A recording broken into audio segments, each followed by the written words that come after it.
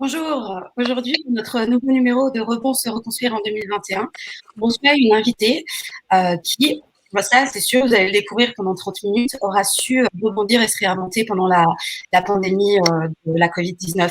Alors, à la tête d'une entreprise qu'elle avait créée il y a 6 ans à Londres, Kids en Cuisine, on en dira un petit peu plus dans quelques instants, Florence Rabaté avait tout qui pour lui sourire, c'est-à-dire que ça marchait plutôt bien. Elle venait de publier un livre en décembre 2019, un livre de recettes de cuisine. Donc jusque-là, pas de problème. Sauf que la pandémie s'est invitée à la table et là, ça a failli remettre en cause 6 années de travail. Et ça, c'était sans compter la force et la persévérance de notre invitée du jour, donc, qui, elle aura dû se battre sur 2 plans contre le virus, à la fois personnellement, puisqu'elle aura été contaminée, elle nous en dira aussi un petit peu plus, et aussi professionnellement pour sauver son business. Donc, comme chaque semaine, Eric, mon collègue, m'accompagne pour cette émission et me posera des questions à notre invité. Bonjour Eric. Salut Léla et bonjour Florence. Alors moi, pour être franc, il y a deux choses qui me paraissent très intéressantes pour ce qui concerne Florence. La première, c'est qu'effectivement, et vous allez nous le confirmer rapidement, Florence, avant qu'on débute véritablement cette émission, la première, c'est que vous avez traversé en l'espace de quelques mois des épreuves que d'autres mettront des dizaines et des dizaines d'années à traverser. Est-ce vrai, est-ce faux? C'est complètement vrai. Ça a été Voilà. chaotique. En une année, l'année a été dure, mais plein de bonnes choses sont arrivées. Donc, c'est bien aussi. Voilà, on va en reparler. Et puis l'autre chose intéressante, c'est que Florence a fait d'autres choses avant. Elle avait une spécialité dans son métier, c'était les RH, les ressources humaines.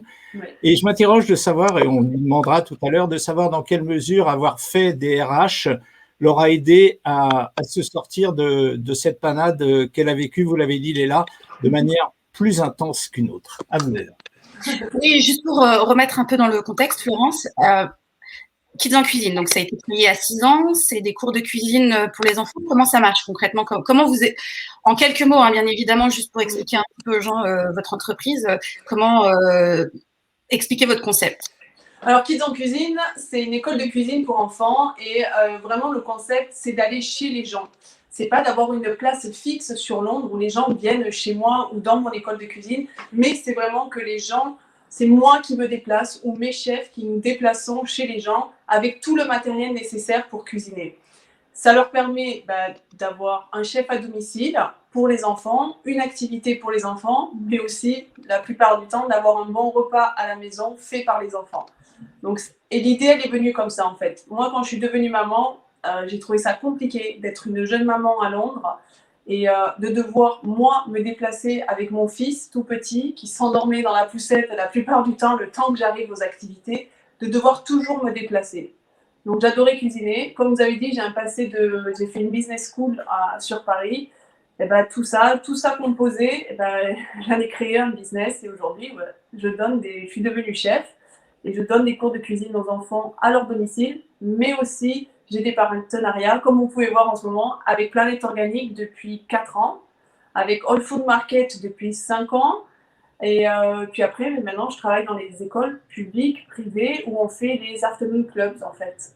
Donc les enfants, quand ils ont fini l'école, ils viennent cuisiner avec mes chefs ou moi, ça dépend, et ils repartent à la maison avec un repas.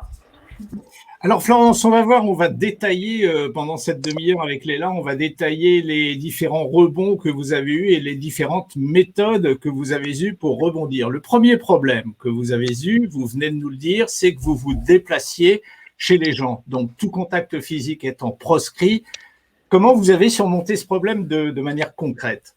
Alors, de manière concrète, moi, l'activité, elle s'est arrêtée du jour au lendemain, comme beaucoup de gens, et avec aucune rentrée d'argent, parce que, comme vous l'avez dit, bosser et faire des cours de cuisine pour enfants, ça veut dire être en contact avec les gens. Donc, de suite, j'ai basculé en cours en ligne, j'ai continué les cours en ligne. Et sur ce, Planète Organique m'a beaucoup supportée au début, parce que tous les samedis matins, j'avais l'habitude de faire des cooking shows pour eux dans leur magasin, où ça attirait beaucoup de monde.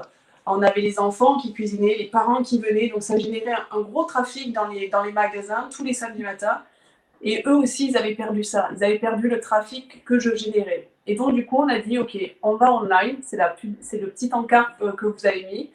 Je leur ai fait la proposition, ils ont dit ok, on va te supporter jusqu'au bout parce qu'on ne veut pas voir ton école de cuisine disparaître, c'est pas possible, tu as travaillé trop dur, on t'a vu tellement souffrir pour ça que pendant les 3 premiers mois de la pandémie, ils m'ont offert tous les ingrédients. J'ai rien eu à payer.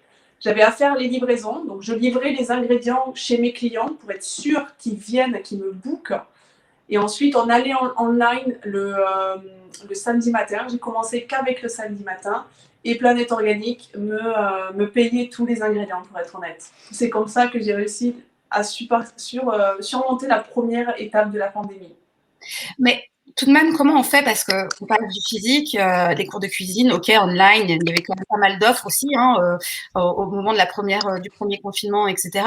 En plus, quand on s'était rencontrés en février pour parler de février 2020, pour parler de la sortie de votre livre, vous me parliez du fait que vous aviez envie, en fait, d'étendre votre concept en dehors de Londres. Alors, comment on fait pour se dire, bah, là, en fait, tout s'arrête. Je suis obligée de faire mes cours en ligne et en plus, je ne peux pas développer mon projet comme prévu.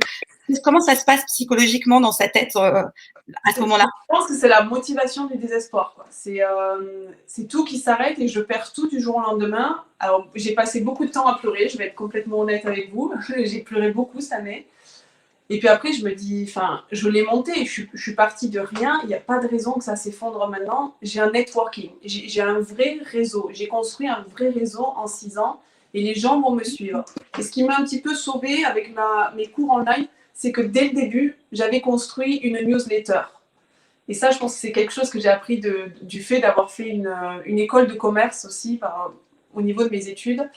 J'ai de suite mis, même quand l'entreprise était petite, que personne ne me connaissait, qu'il n'y avait pas le livre qui était sorti, vraiment personne ne me connaissait, j'ai fait une newsletter. Même si j'avais que 10 clients, toutes les semaines, j'envoyais ma newsletter. Et ça m'a aidé pendant la pandémie à continuer à avoir des bookings. Et tous les gens qui, par exemple, pendant 2 ans, n'ont pas ouvert ma newsletter, mais restaient abonnés ou ne sont pas venus à mes cours, la pandémie est arrivée, ils se sont dit, voilà, qu'est-ce qu'on fait de nos enfants maintenant? Flo, elle va en ligne, on la suit.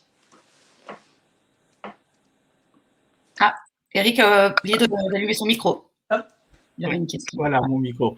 Vous avez dit un truc marrant tout à l'heure, Florence, dont vous vous êtes presque excusée. Vous avez dit, j'ai pas honte d'avoir demandé de l'argent et j'ai pas honte que des gens m'aient donné de l'argent pour continuer. Est-ce que ça veut dire que la capacité à aller démarcher de l'argent, à aller démarcher des partenaires, elle joue un rôle prépondérant quand il s'agit de surmonter et de survivre à une crise telle que celle qu'on a tous vécue?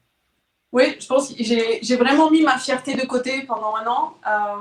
C'était un peu dur parce que, je vais être honnête, quand le livre est sorti, le business a explosé et j'étais contente après 6 ans de gros efforts comme tous les entrepreneurs. Attention, tous les entrepreneurs passent par là. J'y arrivais enfin, j'arrivais à avoir un bon salaire, j'arrivais à vivre ma vie confortablement sur Londres et le livre est arrivé et j'ai été surpassée par le succès du livre.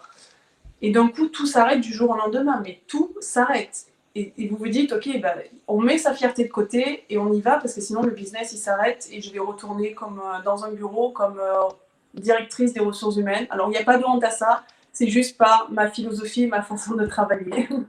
Donc oui, il faut y aller, il faut démarcher, il faut mettre sa fierté de côté et se dire que voilà, pendant 6 ans, on a bien bossé. J'ai montré mes compétences, et donc c'est normal que mes partenaires comme Planète Organique me suivent pendant la pandémie et ils l'ont fait. Micro. Alors Leïla, tu as le micro coupé. Voilà, on va écouter mon micro. Du coup, comme je le disais en début d'émission, vous avez combattu le virus, la pandémie à 2 plans, parce que là, vous dites tout de suite, j'ai été soutenue par Planète Organique, etc. Mais parallèlement, je sais que, et vous êtes très clair là-dessus, vous êtes tombé malade, c'est-à-dire que vous avez été contaminé. Et donc, les premières semaines, elles n'ont pas été simples aussi pour vous. Et pourtant, vous avez continué à vous battre. Et encore une fois, je repose ma question sur le plan psychologique. Comment on fait? Je crois que j'ai pas trop réfléchi. Quand je me suis retrouvée couchée dans le lit et que l'ambulance elle m'a dit on va pas vous prendre parce que vous êtes trop jeune et que on est presque sûr que vous allez vous rétablir. Et puis de toute manière, il n'y a pas de place dans les hôpitaux en ce moment. Là, je me dis bon, je suis toute seule, j'arrive pas à respirer. Mon fils est chez son père. Je suis en train de tout perdre. Le business, la santé, un petit peu ma dignité quelque part. je sais pas, il y a eu un déclic en mode.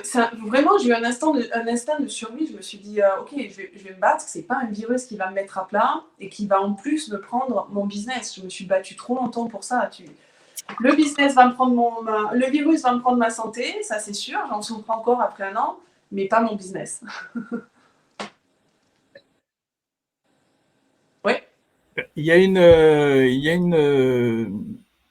un petit garçon qui nous écrit. On va peut-être le voir. Il s'appelle Neville et Edouard. Déjà, c'est curieux d'avoir 2 prénoms, donc déjà, je vous demanderai, voilà.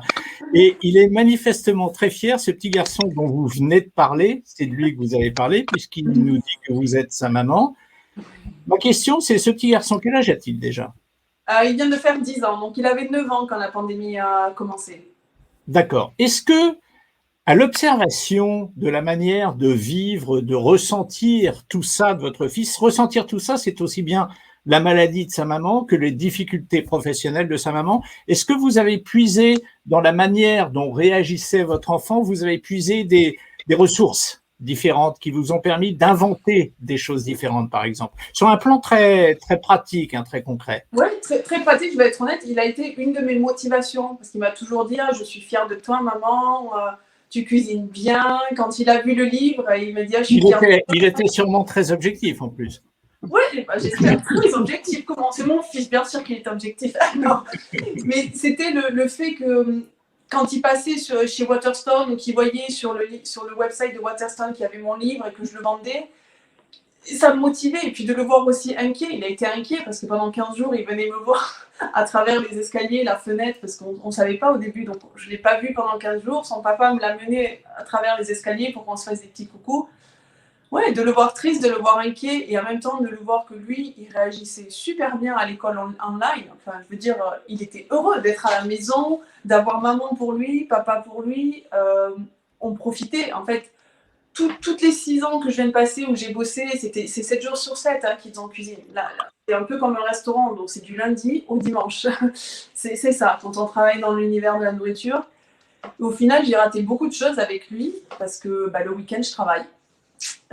Et le fait que ça soit arrêté et que lui, pendant la pandémie, il était heureux en fait parce qu'il y avait maman à la maison, maman a cuisiné pour lui, maman elle était relax, malade certes, le business qui allait pas bien, mais maman était là. Et ça motive, ça change la façon de voir les choses. Cela dit, vous avez dit que vous avez raté des trucs avec lui, mais lui, si j'en crois ce que je lis, il n'a pas l'air de vous en vouloir tellement. Non, je pense pas.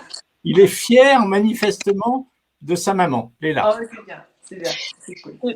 Bon, votre fils, on l'entend, ça a été une motivation, mais est-ce que ça a été aussi une motivation? Parce que tout à l'heure, vous disiez que avec le soutien de Planète Organique, vous étiez parti livrer vos clients.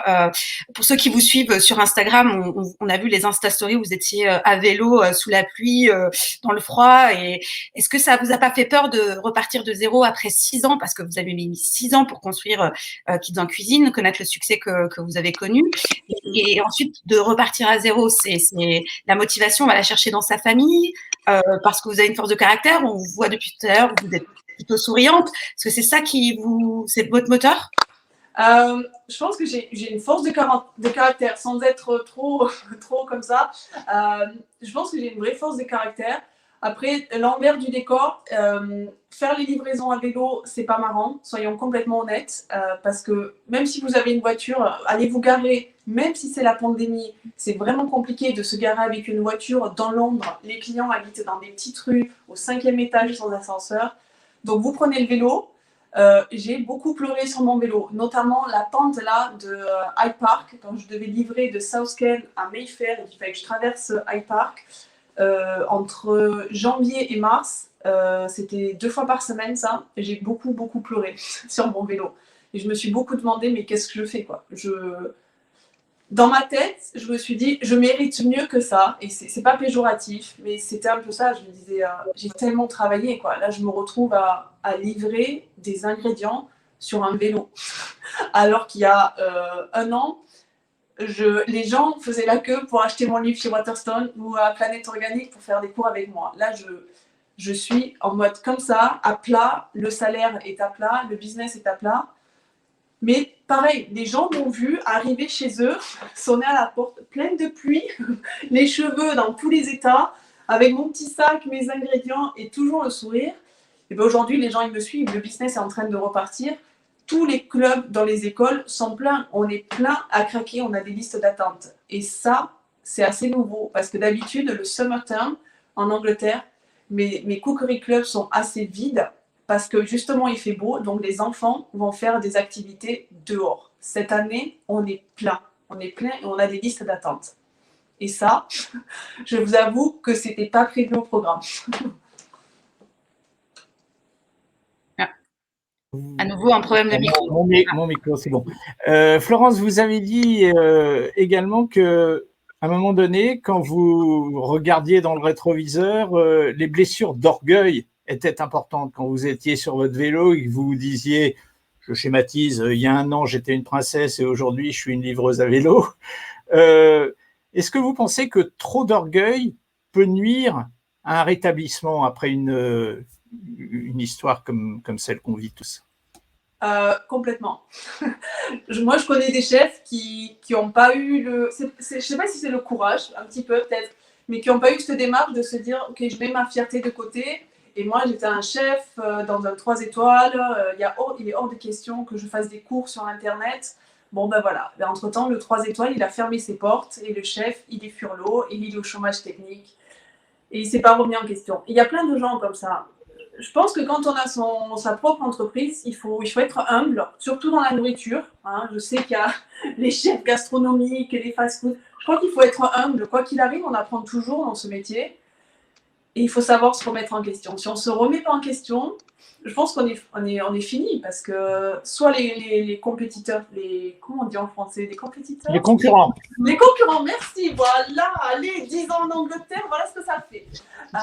Les concurrents, ils vous regardent. Moi, c'est la première fois où j'ai vu autant mes concurrents venir m'espionner sur Instagram, venir prendre mes recettes. Les recettes que je faisais en Insta Story, ils les prenaient, ils les vendaient sur Zoom.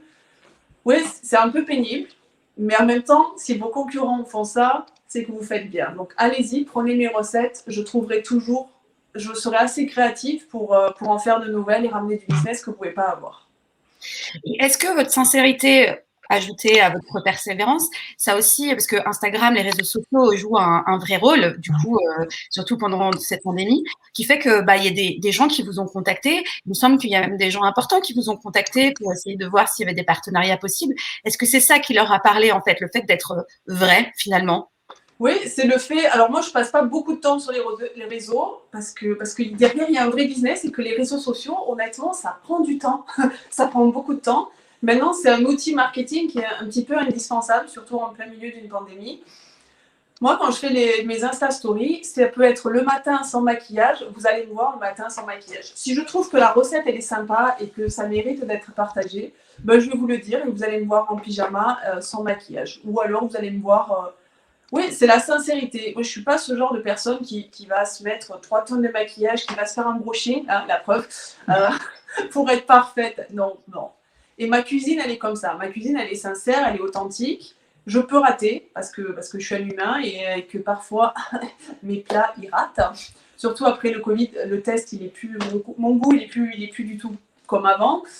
Donc, parfois, je rate. Mais j'ai l'honnêteté de dire, quand je rate chez mes clients et que je leur dis « Oh, bon là, je me suis plantée, je vous offre une cooking class gratuite. J'ai raté. » Juste le fait de dire ça, la plupart du temps, ils me disent « Non, tu as eu l'honnêteté de l'admettre et travailler avec des enfants, et il y a des chances que ça rate, oui. » Alors Florence, vous avez été dans des services de ressources humaines, on l'a dit, vous vous êtes occupée de mobilité que vous avez mis en pratique vous-même d'ailleurs. Vous avez un problème technique, là on ne vous voit plus Florence, mais on ne désespère pas de vous récupérer.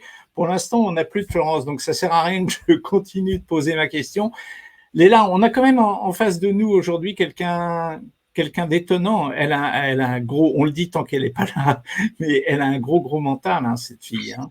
Oui, oui, pour l'avoir rencontrée plusieurs fois, parce que voilà, on a déjà fait des portraits d'elle, des interviews d'elle par rapport à ses actualités. C'est vrai que ce qui marque chez Florence, c'est quand même sa persévérance, c'est vrai, et elle a vraiment ce côté sincère. Hein, c'est-à-dire que c'est pas un outil de commercial qu'elle utilise pour bien se faire voir par ses clients, c'est que c'est vrai, elle est vraiment nature. Alors je sais pas, c'est parce qu'elle vient du Sud-Ouest et que peut-être que dans le Sud-Ouest on est nature, mais c'est vrai que sa persévérance, c'est aussi pour ça que c'était important pour nous de l'avoir aussi pour cette émission, qu'elle nous raconte comment elle a pu relancer son business. Voilà, non, non, je t'ai plus, elle est là, et elle va avoir le melon après. Donc, Ah oui. on arrête de parler en bien de Florence et on repose. Non, allez-y, parce que Florence, d'abord, si je peux me permettre, arrêtez de toucher à la bécane, ça nous permettra de vous garder avec nous et de pouvoir continuer à vous poser vos questions. Alors, pardon, c'est parce qu'il y a un appel qui est arrivé et ça a coupé le téléphone, pardon. Florence, je vous disais, vous avez fait des ressources humaines, vous avez fait de la mobilité dans le cadre des ressources humaines, vous vous êtes appliqué cette mobilité à vous-même. Après, vous avez donné des cours de cuisine. Après, vous êtes devenue enseignante en matière de cuisine. Vous êtes devenue livreuse.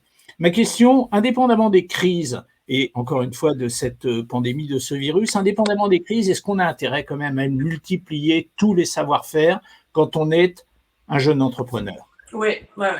Je suis pas sûre que mon entreprise aurait marché si j'avais su juste cuisiner, pour être honnête. Le fait d'avoir fait une école de cuisine, ça m'a vraiment aidé à construire l'entreprise avec une mentalité d'objectif et de rentabilité.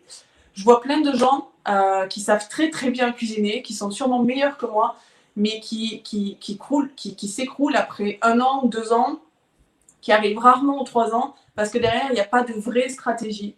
Et le fait d'avoir des différentes compétences comme ça aide. Honnêtement, ça aide et c'est ce qui permet de faire en sorte que le business marche. Puis c'est pareil, je veux dire, une entreprise, pour qu'elle marche, il faut tout le temps se renouveler. Si je m'arrête sur mon succès en me disant, ben non, ces recettes, elles marchent bien, non, c'est fini, parce que la nourriture évolue tellement que si je ne change pas mes recettes, pour vous donner une idée, je crée à peu près 120 recettes par an. Donc, une fois que toutes ces recettes sont utilisées et diffusées, mes concurrents se mettent à les utiliser. Donc, si je n'ai pas cette habilité à recréer en permanence, à me remettre en question, eh ben, je ne pense pas que ça va marcher. Et après, je vais mettre de mes chefs. Il faut savoir mettre. Ça, je pense que c'est mon côté ressources humaines. C'est ma formation ressources humaines, psychologie, tout ça.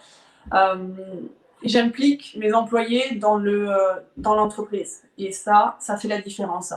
Ils restent avec moi, je les paye bien sûr, ils sont mieux payés que travailler dans un restaurant, donc ça joue. Mais le fait que quand ils me voient, on fait des réunions, alors avant c'était autour d'un café ou d'un verre de vin, maintenant c'est online. C'est moins sexy, hein. Pardon ? C'est moins sympa. Mais ouais, c'est moins sympa, hein. Soyons honnêtes. Il y a des bonnes bouteilles de vin derrière Florence, apparemment. Mais donc, oui, vous avez vu ce de vin ? Il y a à peu près 200 bouteilles. Mais ouais, mais justement, est-ce que la convivialité, Florence, elle fait partie intégrante de votre business et que vous tenez à la cultiver, justement? Complètement. Moi, j'ai des cours online qui ont commencé avec que des enfants, par exemple les éclairs au chocolat. Alors ça, c'est terrible de faire un cours online d'éclairs au chocolat. Ça part dans tous les sens, c'est très technique, c'est très long. Les enfants partent dans tous les sens au moment de faire les éclairs. Et les parents arrivent pour sauver la situation.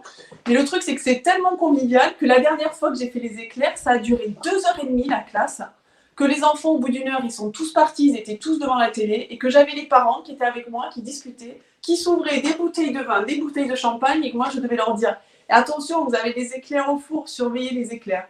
Et ça, c'est un truc qui n'aurait jamais pu être possible si j'avais fait des cours, je veux dire que pour les enfants. Ça, c'est le côté positif de la pandémie. Il y a plein d'adultes qui m'ont découvert, qui ne me connaissaient pas avant, et qui se sont mis à cuisiner avec moi.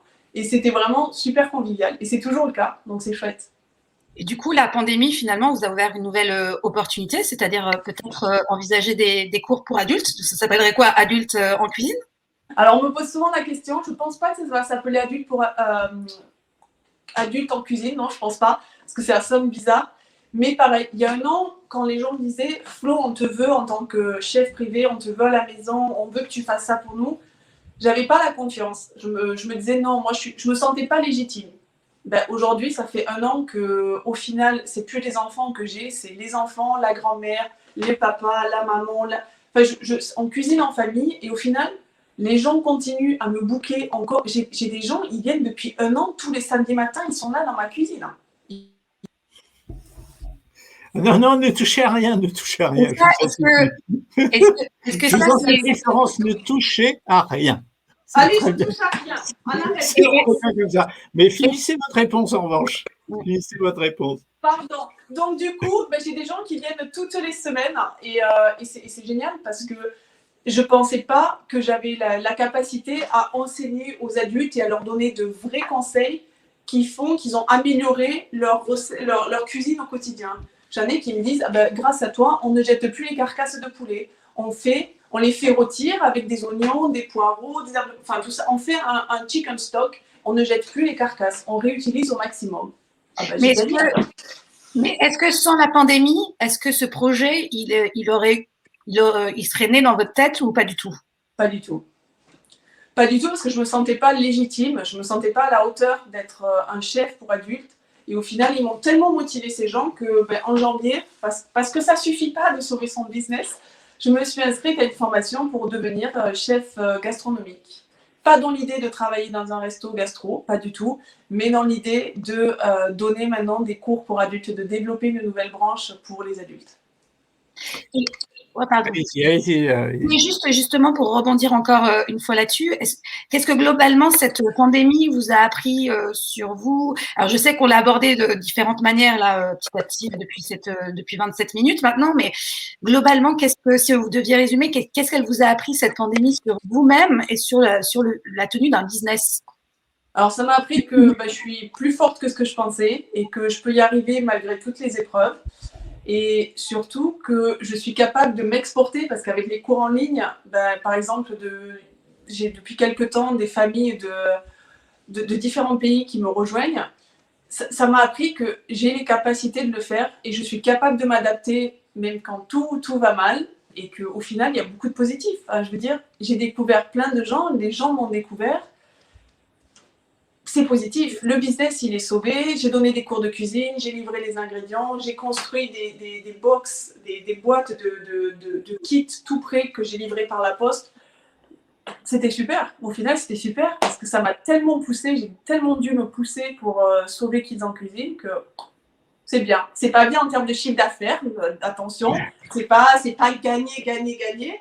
Mais enfin, je veux dire, j'ai tellement appris en 1 an. C'est bien. C'était pas prévu au programme et c'est bien. La vie, elle nous réserve toujours de bonnes surprises. Florence, le prolongement un petit peu de la question que vous a posée Léla, de ces diverses qualités que vous vous êtes découvertes à l'occasion de cette situation, lesquelles vous permettent de dire qu'aujourd'hui, demain, après-demain, vous pourriez faire un autre métier avec succès dès que la passion de la cuisine et des enfants vous aura quitté. Je pense que j'ai découvert que les gens ils m'aimaient vraiment pour ma personnalité et pour la façon dont j'enseignais à cuisiner. Et que ça marchait. J'arrivais tellement à m'adapter aux enfants, mais que j'étais aussi capable de m'adapter aux adultes. Et que les adultes, ce qu'ils aimaient, bien sûr, c'était de bien manger, d'avoir un bon repas et d'avoir une bonne assiette. Mais c'est surtout d'avoir le côté convivial. Et le fait que je sois française, ça aide beaucoup. Soyons honnêtes, ça aide beaucoup. Il y a vraiment ce côté français. Alors les Français, les Anglais ou les étrangers pensent toujours que je suis parisienne. Vous, Français, on sait très bien mon accent que je suis pas parisienne. Mais pour eux, j'incarne le profil parfait de la parisienne, quoi. Donc, voilà, j'ai développé des compétences et je sais que je vais y arriver maintenant. Je suis vraiment confiante. Florence, ça fait 29 minutes et 37 secondes qu'on parle ensemble. Je vais vous quitter, mais j'ai juste un truc à vous demander. J'ai regardé le planning des cuisines que vous alliez faire, des cours de cuisine que vous alliez faire dans les jours qui viennent, et j'ai vu que vendredi après-demain, c'était le gâteau basque. Et moi, j'adore le gâteau basque. En deux mots. En 2 mots. Alors voilà, c'était un petit peu ce que je voulais demander comme remerciement de nous avoir invités à votre émission.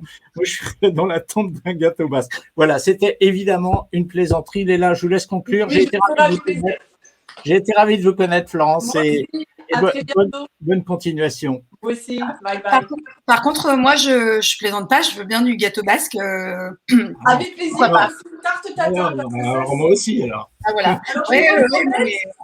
J'ai besoin de dire parce que je cuisine tellement, je cuisine tellement et que mon fils et moi, on n'est pas trop dans les pâtisseries, ou du moins on en a tellement fait depuis un an que clairement, ce sont mes voisins. Ils attendent que j'ai fini un cours de cuisine et mes voisins récupèrent tout.